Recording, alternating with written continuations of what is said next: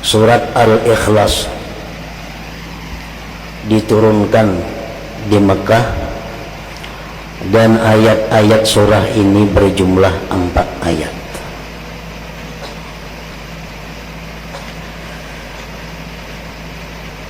Dinamakan surat ini surat Al-Ikhlas karena orang yang mencintai membaca surat ini akan dapat ikhlas beribadah kepada Allah Subhanahu wa ta'ala.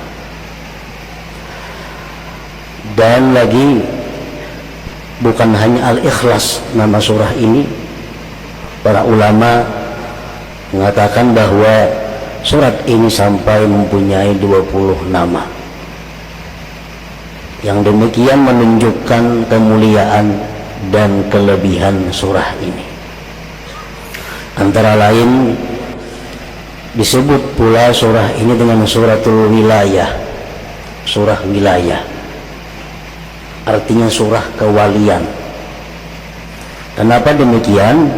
Karena barang siapa mencintai ini surah dan mengekali membacanya, sara waliyan lillah, dia akan menjadi salah seorang walinya Allah Subhanahu wa ta'ala. Disebut pula surat ini suratul ma'rifah karena orang yang memahami surat ini dan mencintai serta memperbanyak membacanya, dia akan diberi Allah ma'rifat kepadanya. Macam-macam nama surat ini yang menunjukkan kelebihannya. Nah, para muhibbin rahimakumullah, sangatlah banyak hadis-hadis dari Rasulullah sallallahu alaihi wasallam yang menggemarkan kita untuk membaca surat ini.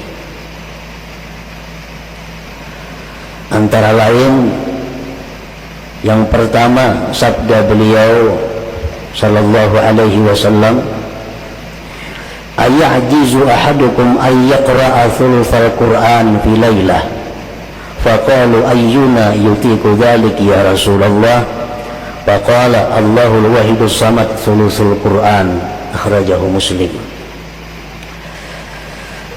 Sabda Rasulullah sallallahu alaihi wasallam, adakah tidak mampu salah seorang kalian membaca sepertiga Al-Quran pada malam hari?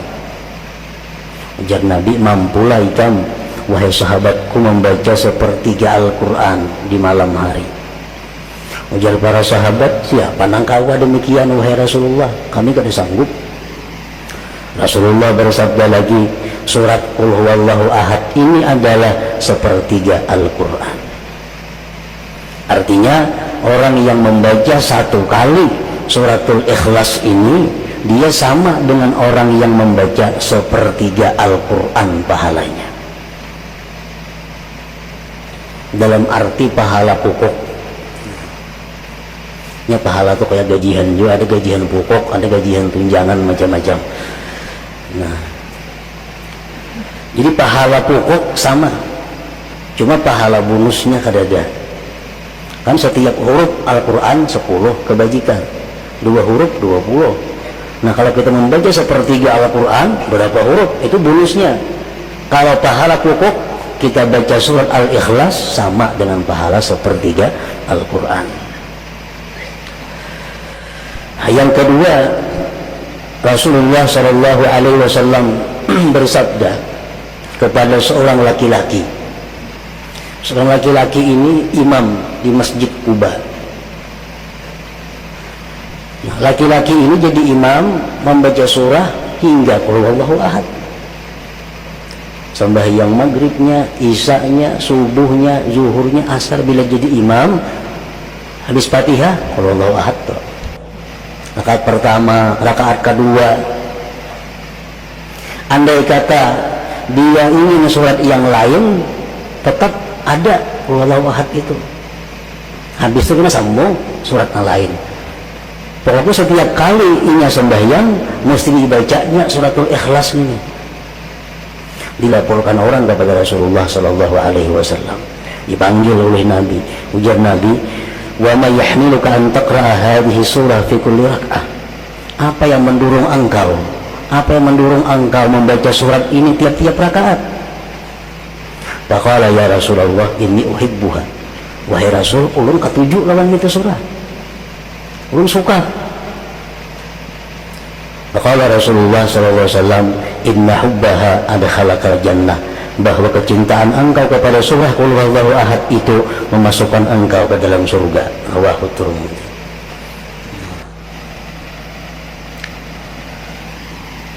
Dalam kitab tafsir Al-Qurtubi disebutkan ini satu dalil bahwa membaca Qul Huwallahu Ahad itu pada tiap-tiap rakaat dibolehkan, kada makruh.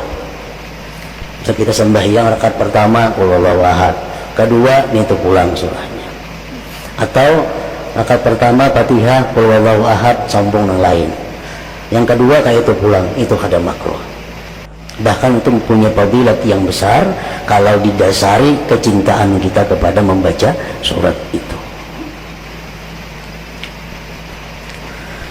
Yang ketiga, Rasulullah sallallahu alaihi wasallam bersabda, "Man qara'a Qul Huwallahu Ahad fi maradihi alladhi yamutu fihi lam yuftan fi qabrihi wa amina min dagtatil qabr wa hamalathu al-malaikatu bi akuffiha hatta tujizahu min as-sirat ila al-jannah." Rawahu Abu Nuaim. Siapa, ujar Nabi kita, yang membaca Qul Huwallahu Ahad pada waktu dia sakit garing, yang mana dia mati pada garing itu. Ini garingnya, bacanya Qul Huwallahu Ahad sekali, garing aja berbulan-bulan mati akhirnya. Dia tidak akan difitnah di dalam kubur, artinya bisa menjawab munkar nakir, aman daripada himpitan kubur, aman daripada himpitan kubur, dan malaikat akan membawa dia melalui sirat sampai masuk ke dalam surga. Nah, ini keutamaan surat Ikhlas. Jadi bila kita garing baca Qul Huwallahu Ahad sekali, andai kata kita kada sigar-sigar, mati akhirnya, mati dalam keberuntungan. Kita ingatakan kita kah, siapakah kawan kita, keluarga kita yang sakit, suruh membaca suratul Ikhlas sekali. Anda katanya sigar, nah, batal sudah. Karena menggaring baca bahasa pulang. Garing nang inya mati pada garing itu. Imaradihil ladzi yamut. Yang keempat, Rasulullah SAW bersabda setelah beliau didatangi seorang laki-laki yang mengeluhkan kepada Rasulullah tentang kesempitan hidup, kefakiran. Ulun wahai Rasulullah, hidup ini fakir, rezeki sempit. Apa Rasulullah menjawab? Ujar Nabi, "Idza dakhalta baitak fasallim in kana fihi ahad wa in lam yakun fihi ahad fasallim ala nafsik wa qra qul huwallahu ahad marratan wahidah." Bila engkau masuk rumah, ujar Nabi, di rumah itu ada orang, baca Assalamualaikum sekali, Assalamualaikum, sambung lawan Qul Huwallahu Ahad. Kalau di rumah itu kalau ada orangnya, kita masuk rumah kita, Assalamualaikum wa ala ibadillahi sholihin, sambung Qul Huwallahu Ahad sekali. Nah, baca itu ya Nabi lawan laki-laki tadi. Bapak alar rajul, maka si rajul tadi, laki-laki tadi mengamalkan petunjuk Nabi tadi. Masuk ke rumah, bila ada orangnya Assalamualaikum, bacanya suratul Ikhlas. Bila kada ada orang, Assalamualaikum warahmatullahi wabarakatuh, bacanya suratul Ikhlas sekali. Fa'adarallahu alaihi rizqa hatta afada ala jirani. Allah melimpahkan rezeki kepada laki-laki tadi sampai dia bisa memberi kepada tetangga-tetangganya. Suratul Ikhlas mempunyai manfaat, faidah baik dunia maupun akhirat.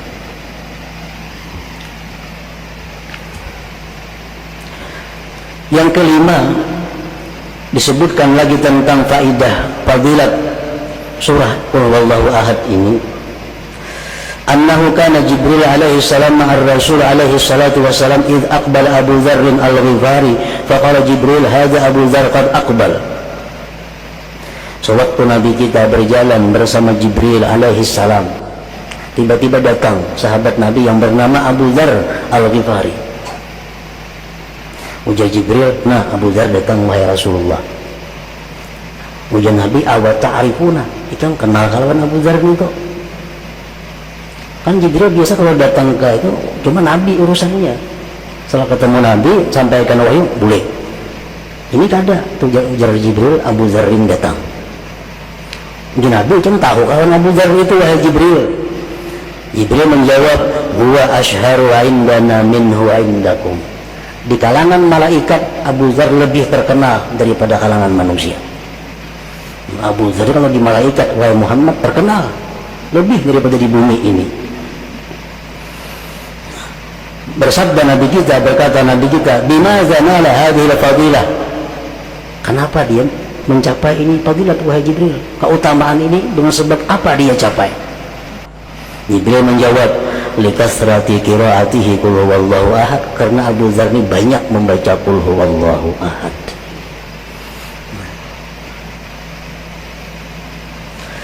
Yang keenam, fadilat daripada suratul Ikhlas. Anas bin Malik meriwayatkan, kunna fi Tabuk, kami berada di Tabuk. Tabuk itu perjalanan 12 hari dari Madinah. Dihitung kilometer itu kurang lebih 560 kilometer dari Madinah. Nah, Rasulullah dan sahabat berperang di sana, perang Tabuk. فطلعت الشمس ما لها شعاع وضياء وما رأيناها على تلك الحالة قط قبل ذلك فعجب كلنا. Suatu hari matahari terbit, tidak ada cahaya. Matahari itu terbit cuma kalas. Nah, kada kayak biasanya, kada pernah macam itu terbitnya matahari. Kami pun aneh, kenapa matahari jadi demikian? Fanazala Jibril wa qala inna Allah amara an yunazzala minal malaikat sab'una alfa malak fayusallu ala Muawiyah bin Muawiyah al-Laythi.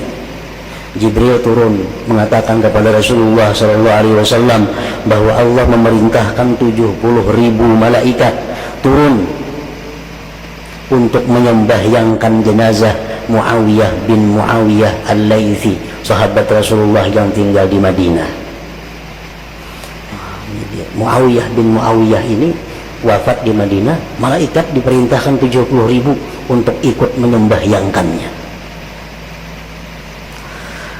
Nabi kita berkata kepada Jibril, bima balagha ma balag, dengan apa dia mencapai derajat itu wahai Jibril?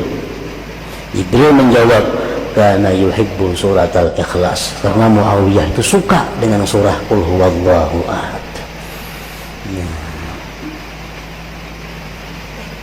Jadi mencintai surah qul huwallahu ahad, suka membaca surat qul huwallahu ahad. Ini akan menyelamatkan kita dunia dan akhirat dan membahagiakan dunia akhirat.